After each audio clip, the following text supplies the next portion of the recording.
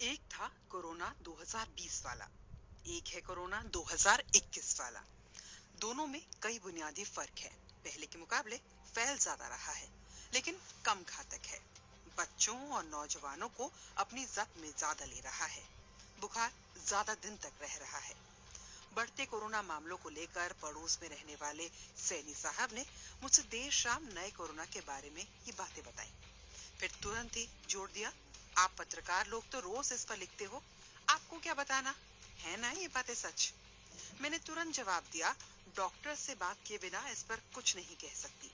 ठीक है, इस मुद्दे पर आपसे कल बात करते हैं। ये कहते हुए वो अपने घर के अंदर चले गए और मैं भी। यही कहानी है आज के इस रिपोर्ट की पीछे की वजह।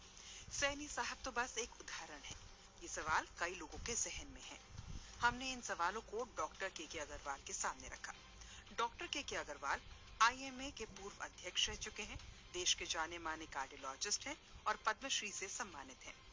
बीबीसी से बातचीत में उन्होंने पिछले साल के कोरोना संक्रमण और इस बार के कोरोना संक्रमण के अंतर को विस्तार से समझाया और लोगों के मन में उठ रहे दूसरी लहर से जुड़े अन्य सवालों के जवाब भी दिए। क्या वाकई साल 2020 के कोरोना संक्रमण और साल 2021 के कोरोना संक्रमण में अंतर है? हाँ, दोनों में अंतर है, लेकिन साल उसका आधार नहीं है। ये अंतर इसलिए है क्योंकि कोरोना के प्रकार बदल गए हैं। इस वक्त भारत में 4 प्रकार का कोरोना संक्रमण देखने को मिल रहा है। पहला, प्राइमरी कोरोना जो 2020 में भारत में आया। दूसरा, नई स्ट्रेन वाला कोरोना जो ब्रिटेन, दक्षिण अफ्रीका और ब्राजील से भारत में आया है, लेकिन इसके बारे में भारत सरकार ने अभी विस्तृत डेटा जारी नहीं किया है। तीसरा, पोस्ट वैक्सीन कोरोना यानी जिनको वैक्सीन की एक डोज लग चुकी है और उसके बाद कोरोना हो गया है। चौथा, री इन्फेक्शन कोरोना यानी जिनको पहले कोरोना हो चुका है और अब दोबारा से हुआ है। ऐसे लोगों की संख्या बाकी के मुकाबले कम है। जाहिर है, हर प्रकार के लोगों में वायरस अलग तरीके से बर्ताव करेगा। अलग अलग लक्षण दिखने के पीछे का वैज्ञानिक आधार यही है। प्राइमरी कोविड-19 के आज भी पुराने लक्षण ही हैं, लेकिन बदली परिस्थितियों में वायरस थोड़ा बदल गया है। क्या पहली लहर के मुकाबले दूसरी लहर में तेजी से फैल रहा है कोरोना? भारत का कोरोना ग्राफ इस बात की पुष्टि करने के लिए काफी है। पिछले 7 दिन के रोलिंग औसत का ग्राफ ये बताने के लिए काफी है। इतना ही नहीं, कोरोना की वजह से हो रही मौतों के मामले में भी तेजी से इजाफा देखने को मिला है। रोजाना हो रहे टेस्ट में पॉजिटिव पाए जाने वालों की संख्या भी तेजी से बढ़ रही है। अस्पतालों में बढ़ते मरीजों के आंकड़े भी इस बात की तस्दीक कर रहे हैं। अब ज्यादातर लोग लंबे वक्त तक बुखार से जूझ रहे हैं। ये किस वजह से हो रहा है?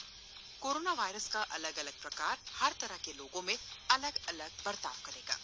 हर शरीर की वायरस से लड़ने की क्षमता भी अलग होगी और वायरस का प्रकार भी अलग होगा।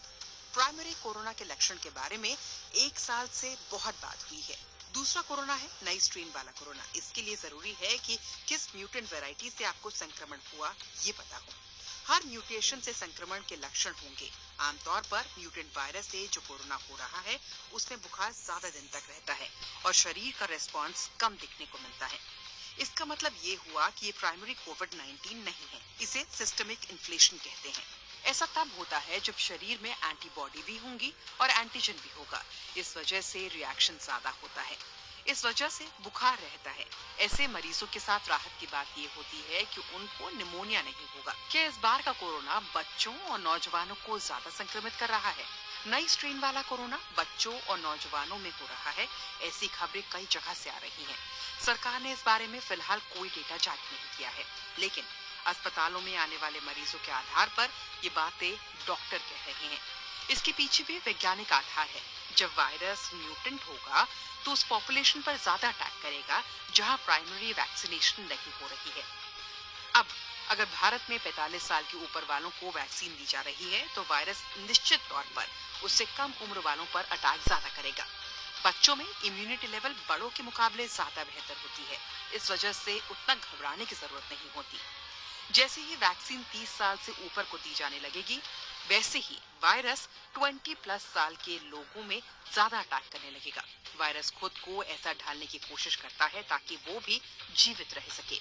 ये वजह है कि मैं भी 18 प्लस के हर व्यक्ति के लिए वैक्सीन की इजाजत देने की मांग कर रहा हूँ।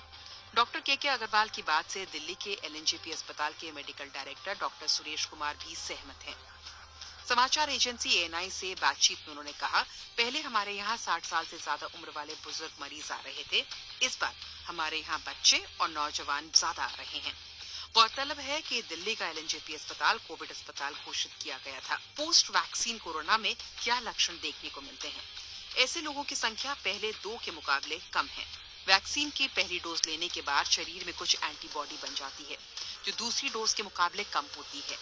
ऐसी सूरत में कोरोना होता है तो लक्षण दूसरी तरह का होता है। ऐसे मरीजों में नॉन पल्मोनरी सिस्टमैटिक इन्फ्लेक्शन देखने को मिलता है। मतलब ये कि लंग्स पर कोरोना उतना असर नहीं करेगा, बुखार उसमें तेज होगा। आम बोलचाल की भाषा में कहे तो ऐसे मामलों में शरीर में चोर यानी कि वायरस भी आ जाते हैं और शरीर में वैक्सीन के बाद एंटीबॉडी पुलिस भी तैयार रहती है। ऐसी सूरत में चोर जो बम लेकर आता है वो घर यानी कि लंग्स में ना रहकर इधर उधर यानी शरीर के दूसरे हिस्सों में बम छोड़कर चले जाता है। इस वजह से सीरियस नहीं होते। प्राइमरी कोरोना में लंग्स में इन्फेक्शन ज्यादा सीरियस होता है। री इन्फेक्शन वाला कोरोना मरीजों पर कितना घातक होता है? 102 दिन के अंतराल के बाद दोबारा कोरोना होता है तो उसे WHO ने री इन्फेक्शन कोरोना माना है। ऐसे मरीजों में ये देखने की जरूरत होती है कि कौन सा स्ट्रेन का वायरस है जिससे दोबारा संक्रमण हुआ है। ब्रिटेन म्यूटेंट वेराइटी है तो वो बच्चों और नौजवानों पर ज्यादा असर करेगा। अगर ब्राजील वाला है तो उससे जान पर खतरा ज्यादा होगा। अगर दक्षिण अफ्रीका वाला है तो जांच में पकड़ में आने में थोड़ी देर लगेगी। वायरस जब म्यूटेट होता है तो बस ये चाहता है कि जांच में पकड़ा ना जाए, ड्रग्स उस पर काम न करे, वैक्सीन की गिरफ्त में न आए। इस वजह से कभी ये सुनने को मिलता है कि पहले टेस्ट में कोविड-19 पॉजिटिव नहीं मिला। आम भाषा में कहे तो अगर एक बार किसी को मार पड़ जाती है तो अगली बार वो सतर्क